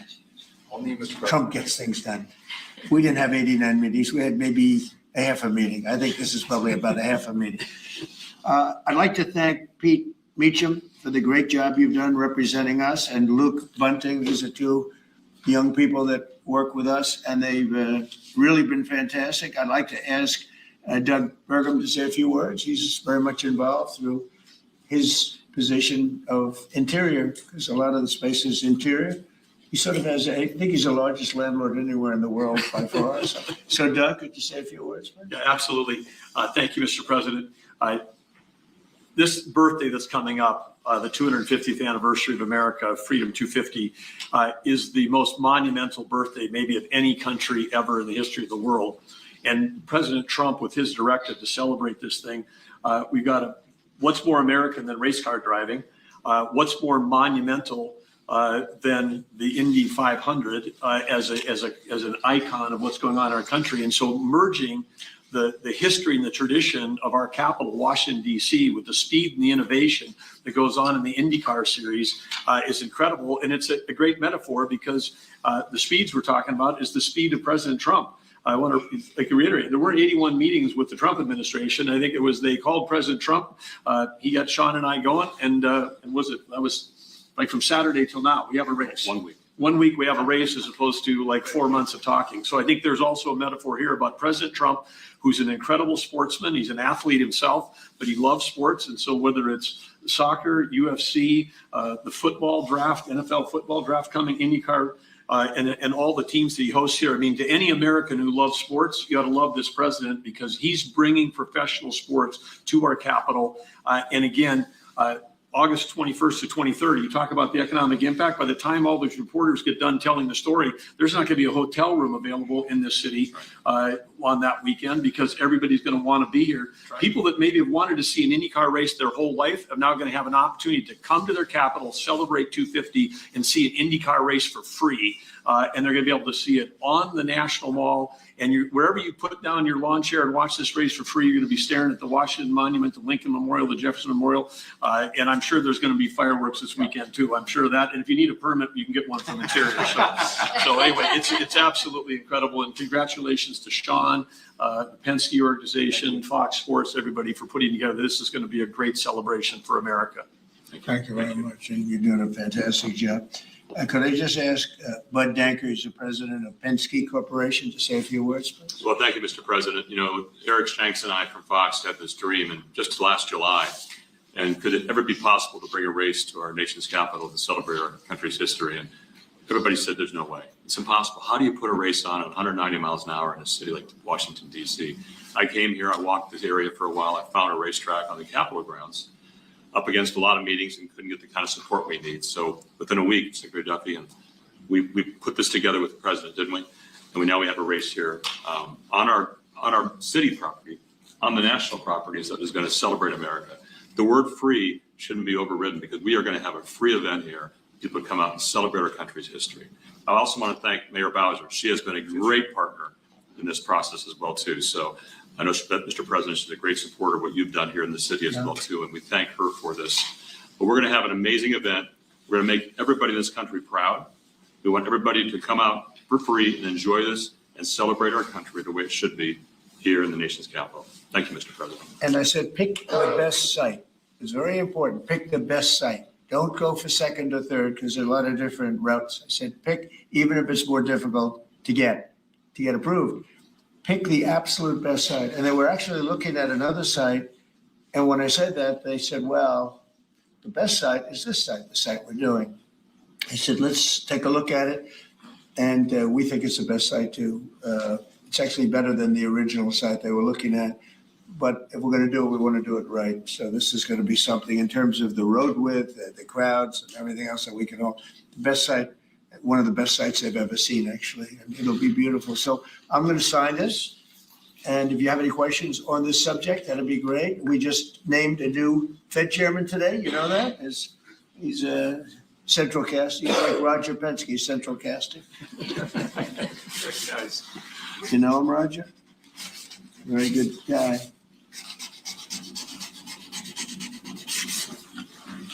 Roger, no auto pen. I didn't use an auto pen. Here, Roger, take that. I will. Thank you. That's great. Here you go, my man. I don't want to sign each letter. You know, they sign each letter. They hand pens. I used to watch these presidents. One letter. You got to see what it looks like at the end. Never looks too good. Here, Rachel, take that for your team. Thank you. Congratulations. This is really exciting. Thank you.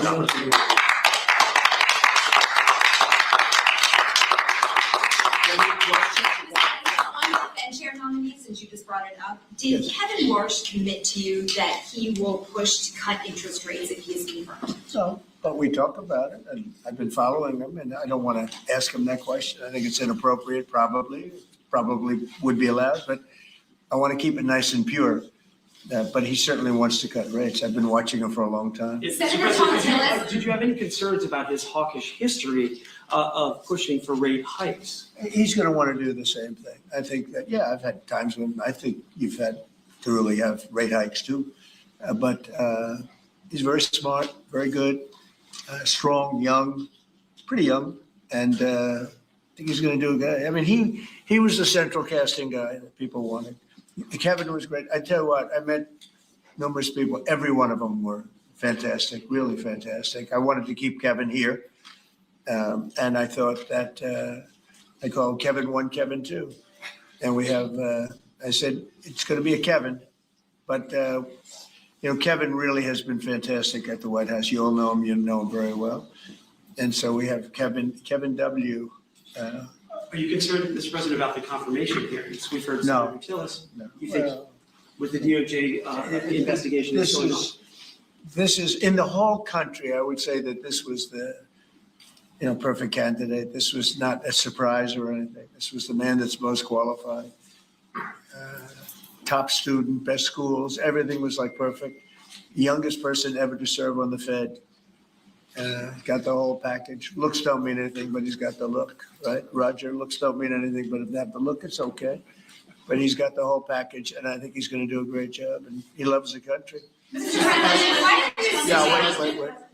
Please, in the back, yes. Are you giving Iran any kind of deadline to make a deal before potentially taking Only military they action? know for sure. Have you communicated that to them? Yeah, I have. Mr. President, do you have a timeline for when you're going to pull back potentially the federal presence there? So we'll see how it all works out. They have to float someplace. They might as well float near Iran, but it's a rough situation going on. So I stopped 837 people, as you know, last week from being hung. They were going to hang 830. It was all set. And I'm looking at the people behind me. They're saying, what kind of racing's a lot nicer than that. They were going to hang 837 people. And I told them, if you do it, you're going to pay a price like nobody's ever paid before. They pulled back. I appreciated that. But a lot of people are being killed. So we'll see what happens. I can say this, they do want to make a deal. Virginia, actually. Virginia flipped the governors there. And now they're looking at 50 proposals to increase taxes. What do you think about that?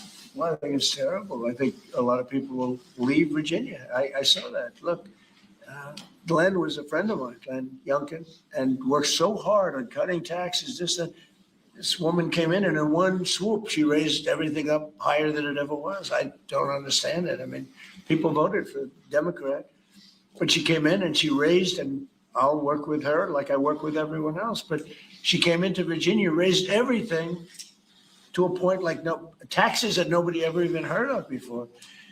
And I don't understand. How do people get elected with this kind of philosophy? This is only in the very modern age. I grew up and I've always heard politicians will cut taxes, everybody screaming, we're going to cut taxes. I cut taxes. I gave you the biggest tax cut in the history of our country in the great big beautiful bill. No tax on tips, no tax on Social Security, no tax on overtime. Interest deductions, Roger, when somebody buys a car, they can deduct the interest if they borrow money. That's the biggest thing in terms of the car business, right? American-made ones. Correct. So we have, I give tax cuts and they give tax increases. I don't know how they get elected. They get elected because they cheat. You want to know the truth? If they didn't cheat, they'd have no chance. They have horrible policy. Transgender for everyone. They have the little thing about open borders so that the world's prison population and mental hospitals can be emptied into our country. It's just a crazy, men playing in women's sports. Roger, are you a fan of men playing in women's sports? Only as a bettor. You'd like to bet. You're not a big fan. I don't think so. I don't want to get him in trouble, but I think he joins in 99% of. They say it's an 80-20 issue. I think it's maybe 99. It's 99-1. Mr. President, why are you suing the administration and the IRS? Why are you suing? Who are you with? I'm with ABC News. You're a loud person.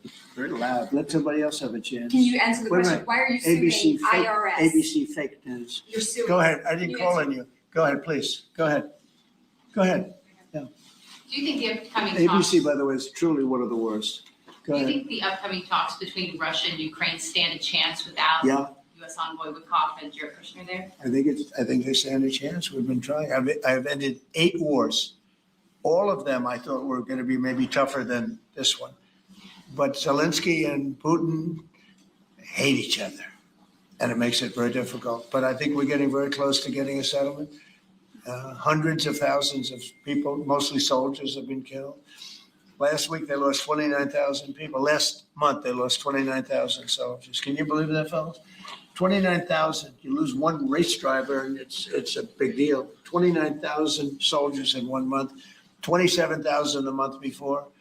I think that, I think that we have a good chance of getting it settled. Yeah, ma'am, please. Mr. President, on the Warsh nomination, what is your strategy for getting past the hold that Senator Tillis has on this process? He said he won't allow. Well, that's, that kind of thinking is why he's no longer a senator. He's going to be out of office. It's too bad. I always liked Senator Tillis, actually, but he did some things that were not smart. And whatever, I mean, if he doesn't approve, we'll just have to wait till somebody comes in that will approve it, right? So that's it. But I saw that. He wants to be an obstructionist, but we have a lot of obstructionists. I've had a lot, and we've created the best presidency maybe ever. Yeah. If Iran doesn't make a deal, is your plan to replicate there what you just did in Venezuela? I don't want to say that. I don't want to talk about anything having to do with what I'm doing militarily, but we have a tremendously powerful fleet there. We have the most powerful ships in the world. We have the most powerful military by far in the world. We showed that on numerous occasions. I mean, I rebuilt the military in my term. If I didn't do, I wouldn't, I think, be able to say that, but I rebuilt the military, the entire United States military in my first term. And now we're building it bigger, better, stronger than ever before. I'm adding to it. We're adding something called the battleship. You would find this interesting. The old-fashioned, beautiful battleships. And we're adding up to 25 of them. Each battleship is 100 times more powerful than the battleships of the 1940s, those big, powerful ones with the guns, because of what the ships carry. But we're going to build 10. And then we'll see how we like them, and we're going to go and do another 15 after that. Could be up to 25 battleships, 100 times more powerful. Can you imagine that? And it's peace through strength. We don't want to use them, but if we have to use them, we will. Mr. President, on the Fed, should the DOJ continue with its investigation into Jay Powell? That seems to be a sticking point for Senator Tillis. Well, he's got a building that, I build buildings, and I build them under budget, ahead of schedule. I build them, but they're within reason always. And this is a small little complex that's costing billions of dollars, most expensive job per square foot ever built. And it's a little complex. It's a little Fed complex. I built the hotel on Pennsylvania Avenue, and I built it for around $200 million. And it's bigger than that. They're spending many times that amount to do a renovation of a building. I've heard numbers as high as $4 billion. $4 billion to build a building. I could have renovated that building and fixed it up, made it beautiful for $25 million. They're going to spend close to $4 billion on it. So it's either gross incompetence or it's theft. Somebody's making money, because you can't spend. It's more per square, and you have half a building there. You have the structure, you have the exterior skin that they're not changing much. They're building a building, and they're spending almost, I'm hearing numbers of between $3 and $4 billion. It's the most expensive structure ever built per square foot. So he's either incompetent, or he or somebody is a crook, and we'll find out. Mr. President. Do you think on Minneapolis, Governor Tim Walz recently likened the conflict on the ground to Fort Sumter, sort of implying that this is the beginning of a civil war. Do you agree with that characterization? Do you feel like there's a civil war brewing in Minneapolis? Does he know what Fort Sumter was, or do you think somebody wrote it out for him? Now, this is, I was elected on law and order. I was elected on a strong border. We had a border that allowed 25 million people to come in. Many were murderers. They murdered people. We had 11,888 murders. We had prisons, including Venezuela, but Venezuela opened its prisons. So did the Congo. The Congo in Africa opened its prisons and dumped people into our country. Many countries did that. I would have done that if I were leading a country. I would have dumped the prisoners into our country. We had open borders. We had all these things. I was elected on law and order. I was elected on the economy. I was elected on a lot of reasons, because when I took over, we inherited a mess. Prices were too high. Inflation was the highest it was in 48 years. I say ever, but the media always corrects me by saying it's only 48 years. I think 48 years almost sounds worse. But when I was elected to do a job. And one of the big things I was elected to do is law and order. We now have the lowest crime rate in the history of our country. We have the lowest murder rate in the history of our country. We have Washington, D.C., which was a dangerous place to walk, is now a totally safe city. You can walk with your husband or your wife. You can walk with your children right down the middle of the city. Nothing's going to happen. We did a great job. We had the National Guard. We have soldiers. We have people that nobody's going to mess with. And we've taken out. Remember, it's not just that. In Washington, we've removed over 2,000 criminals. And, if you look at the numbers, a very small percentage of your population, 2%, 3% of your population causes 90% of the crime. So when you move a small, it's amazing how that works. But the criminals go over and over and over again. So 2 to 3% of your population can cause over 90% of your crime. So it's not that complex. We moved 2,000 people out of Washington. We brought them back to their countries where they came from. They came through open borders by sleepy Joe Biden. And I will tell you, Washington is safe. If you look at New Orleans, as you know, we went there about 4 weeks ago. I was with the mayor of New Orleans last night. He was at the premiere, and she was at the premiere. She was great. I believe she's a Democrat. She came over. She thanked me so much. She said crime is down more than 50% in just a few weeks. And you couldn't even walk down the street in New Orleans. It's so bad. And now they let us in there, and she is thanking me so much, so profusely. She was great last night. I'd do that if I were a Democrat. I'd say call Trump and let them do what they do. But we remove people, criminals from the cities, and they become safe cities.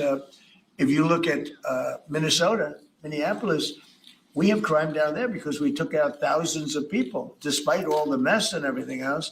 But do these people really want to have rapists? Do they really want to have drug dealers and people from prisons and murderers? Do they really want to have them in the community? It's really insurrectionists and agitators, and they're paid. And you can tell a lot of reasons. Number one, they're professionals, with their mouth. But they're also, you look at the signs are all professionally made. They have signs that are gorgeous. In fact, I want to get the sign because I need a lot of signs for different things. And I want to find out whoever does their signs, they do a beautiful job. Everybody has this beautiful sign with brand new wood. It's like leather panels. They have a leather handle on the bottom.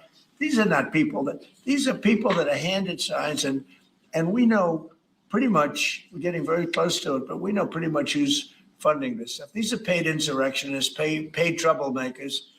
But I was elected by a landslide. I won every swing state. I won the popular vote by a lot. I won everything. And I was elected by a landslide on law and order and on strong borders. We had a border that was so bad, so open, where 25 million people came in over a period of 4 years, and now nobody comes in. Nobody even tries to come in.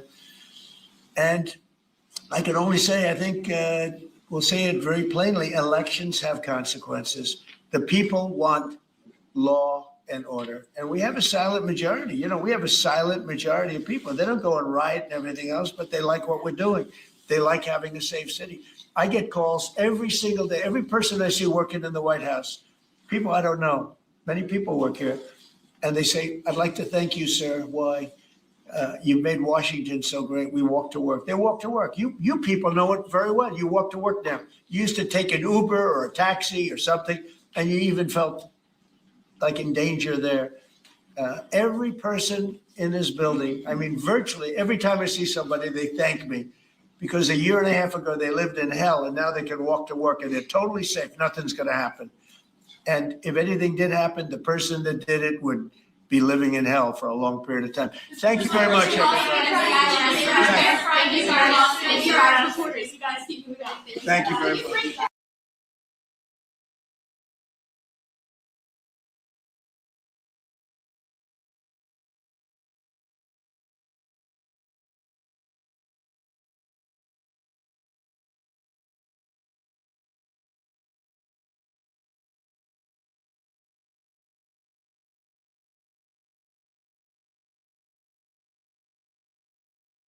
first interview since being sent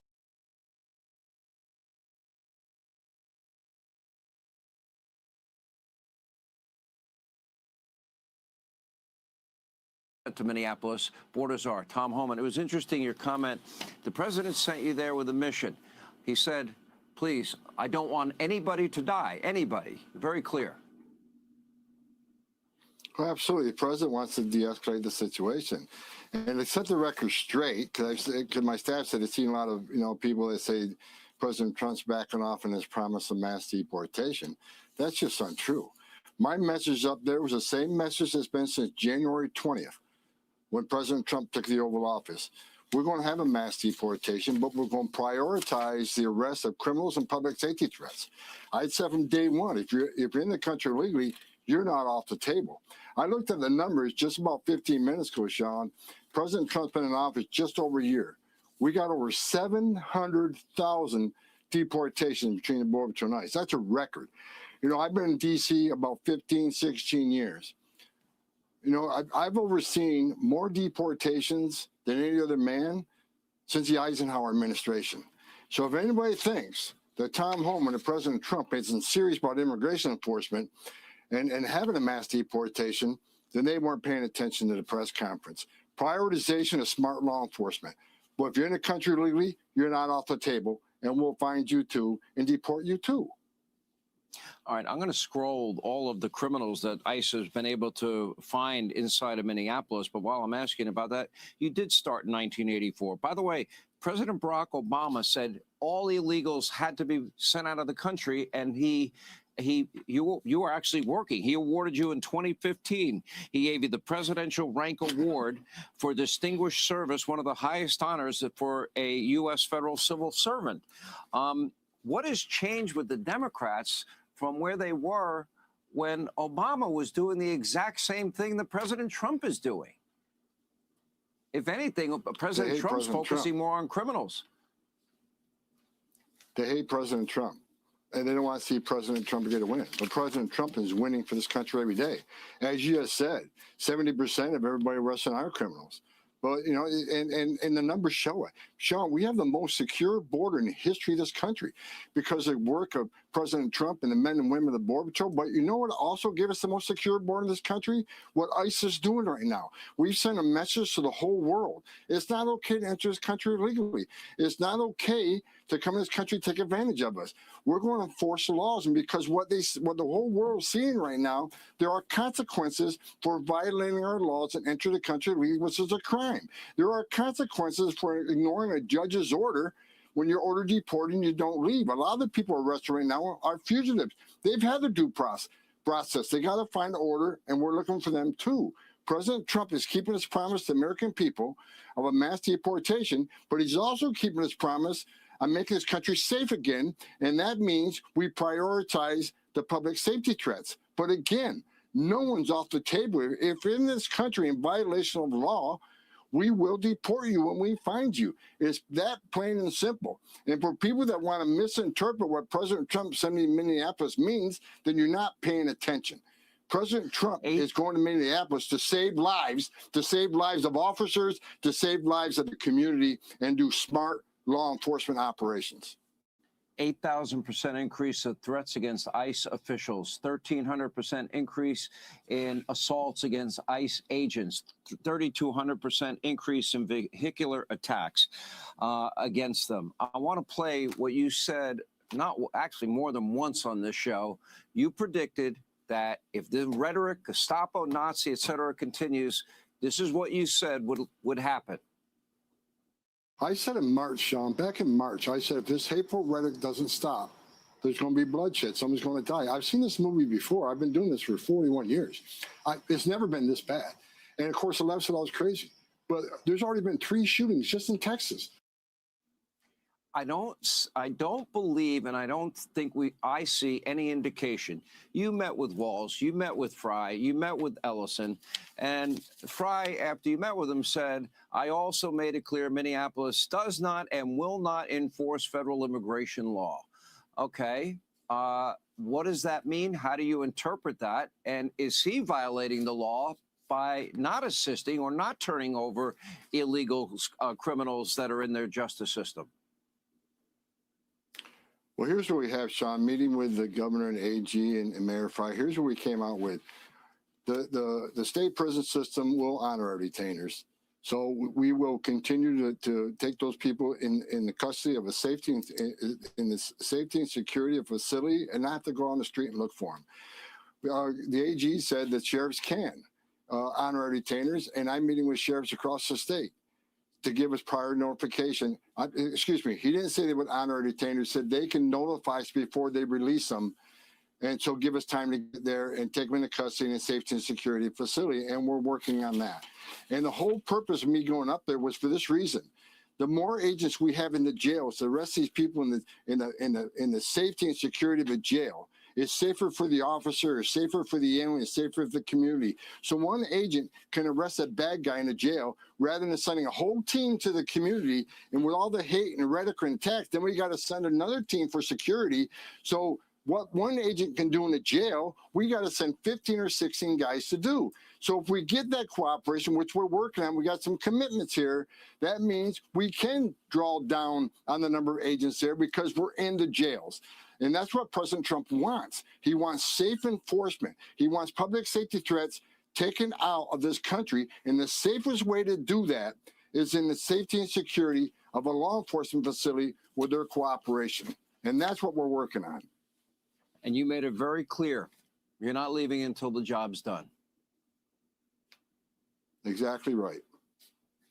Oh, I think that when Tom Homan says that, I think I would tend to believe you.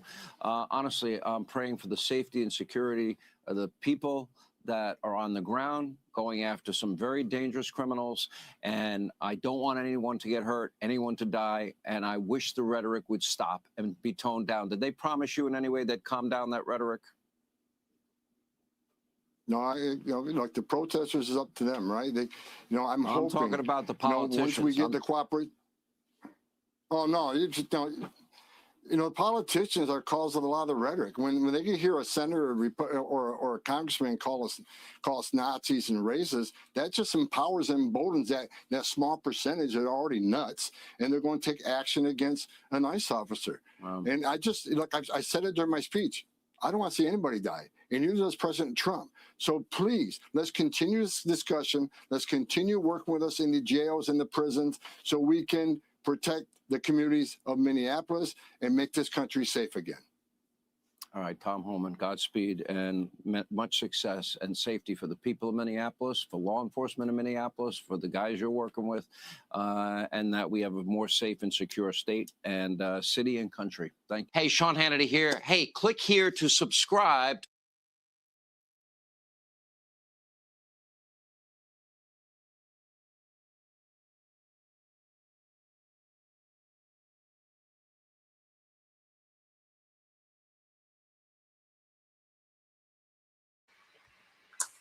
Hey, Daquan. Hey, you guys. Whew.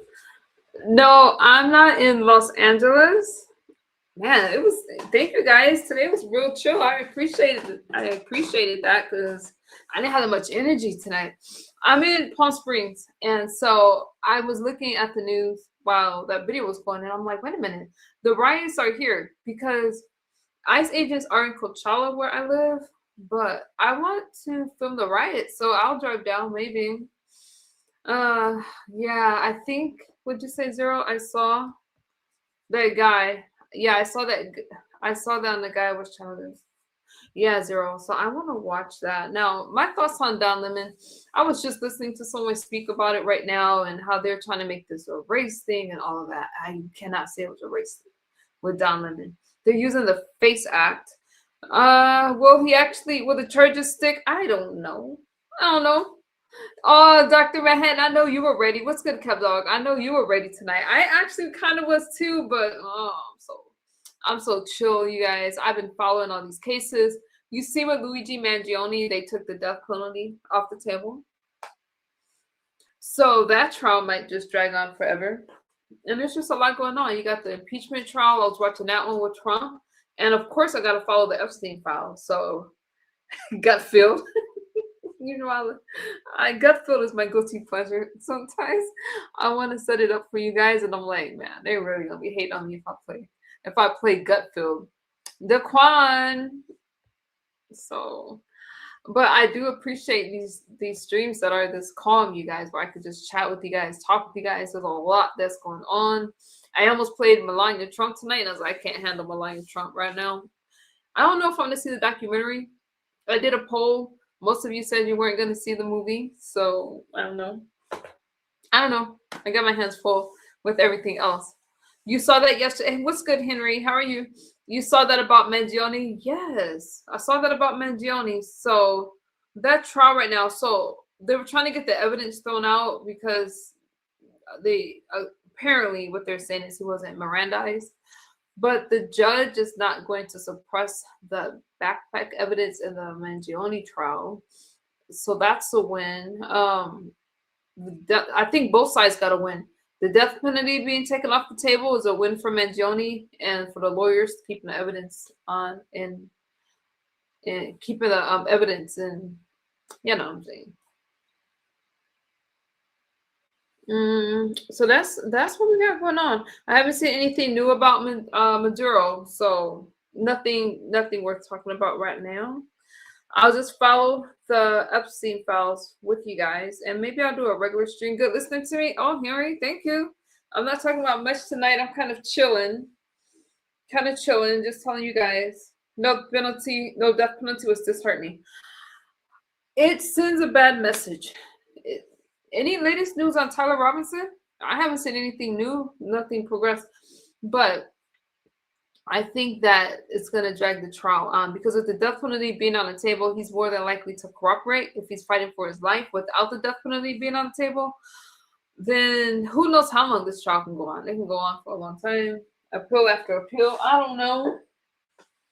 I think it's disheartening too. Henry, where are you from? There. So that's what it is. Now, as far as these protests, we're allowed to protest peacefully, but that does not include riots and everything else that's going on. So I might have to just take this 2-hour drive to Los Angeles and film out there. Milwaukee. Oh, that's my neck of the woods. Okay. I mean, I'm not there now, but I'm from Milwaukee. So, all right, you guys. Y'all have any other thoughts for me? I'm going to lay it down tonight so I can get up in the morning. I have a lot of work. That I have to do. And over the weekend, I might do a regular stream for you guys just so we can have these chill moments and just talk about stuff. Dr. Manhattan, yeah, I'm from the Midwest. That's why. Sheboygan. Are you from Sheboygan, Dr. Manhattan? Really? Yeah, my family lives my family lives, close to Milwaukee, not actually in Milwaukee, but they live close by there. I really miss my hometown. I have not made it back home lately, and I would like to, but you lived in Sheboygan. That's nice. I like those areas. I like the Midwest. I miss the cold. I do, but all right, you guys. I appreciate y'all for hanging out with me. I almost said Dr. Claude. I know my brain is tired. Dr. Manhattan and Uncle Claude, you guys hold me down. Zero stopped you tonight. Zero is another moderator that mods pretty hard. I appreciate you guys. I appreciate you all for hanging out with me. I'm trying to get up early. I want to go and read these Epstein files. And I'm also looking at this big, beautiful bill that everybody's afraid of. And I think that there's some really good things in there. But it just takes a lot to break it down and kind of talk about. All right. Thank you for hanging out with me. I'll see y'all on the next one. Bye-bye.